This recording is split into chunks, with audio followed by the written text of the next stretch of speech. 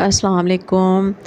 ईद का मौका ऐसा होता है कि ख़वातीन खाना की ख्वाहिश होती है किचन के तमाम काम फटाफट निपटा लिए जाएं और ख़ास तौर पर गोश्त से बनाई गई सारी डिशेस के लिए तो ज़्यादा मेहनत और ज़्यादा टाइम की ज़रूरत होती है। और फिर ख़ास तौर पर फ्रिज का गोश्त यानी जो गोश्त फ्रीज़ किया गया हो उसे गलाना तो मुश्किल हो जाता है। लेकिन आपको कच्चे कीमे के कबाब बनाने हैं, कोफ्ता कबाब बनाना है, कोरमा बनाना है या फिर पाए गलाने हैं, तो इन तमाम चीज़ों को गलाने के लिए आज मैं आपके साथ एक बहुत ही ज़बरदस्त सी रेमेडी शेयर करने वाली हूँ। इस पाउडर के साथ अब आपकी सारी डिशेज़ यानी कोरमा, पाए, कच्चे कीमे के कबाब, सीख कबाब, गोला कबाब या फिर कोफ्ता वगैरह झटपट और मिनटों में तैयार हो जाएंगे। जितनी कीमत में आप बाज़ार से गोश्त गलाने वाला पाउडर का डब्बा लेकर आएंगी, उतनी कीमत में आपके पास ये बहुत ज़्यादा मिकदार में गोश्त गलाने वाला पाउडर घर पे आसानी से तैयार हो जाएगा। और इसकी तैयारी में सिर्फ 2 ही चीज़ों का इस्तेमाल किया गया है और दोनों आसानी से आपको मिल जाने वाली हैं, यानी कोई ऐसी मुश्किल नहीं है कि आपको एक चीज़ मिले और दूसरी ना मिले। ये चूँकि ड्राई फॉर्म में है और आसानी से तैयार हो जाने वाला है और इतना इसका ख़र्चा भी ज़्यादा नहीं आता, इसलिए आप इसको बनाकर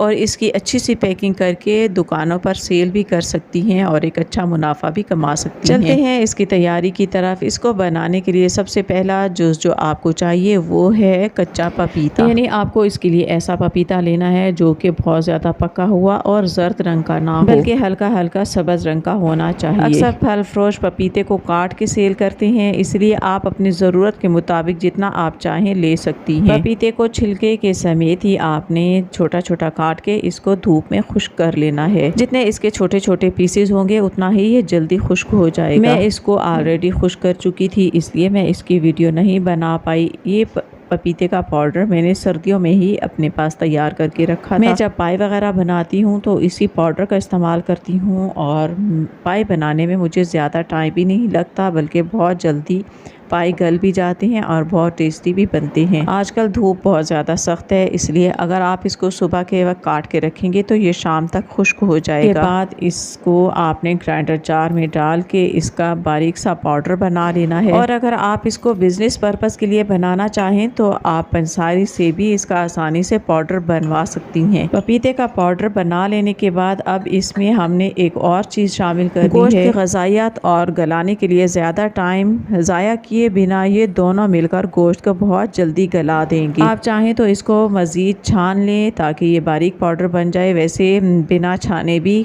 काम में लाया जा सकता है। इसमें हमने शामिल करना है बेकिंग पाउडर यानी बेकिंग सोडा, जो कि केक वगैरह बनाने के लिए इस्तेमाल किया जाता है।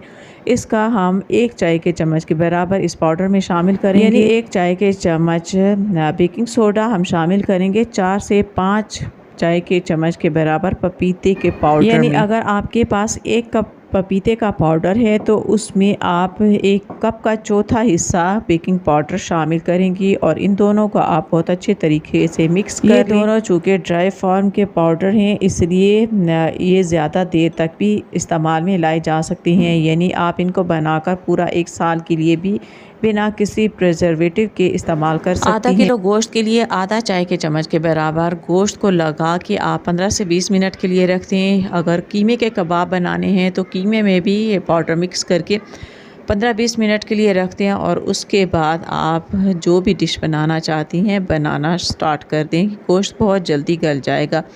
तो उम्मीद करती हूँ ये छोटी सी रेमेडी आपको ज़रूर पसंद आई होगी। मिलते हैं नेक्स्ट वीडियो में, तब तक के लिए अल्लाह हाफिज़।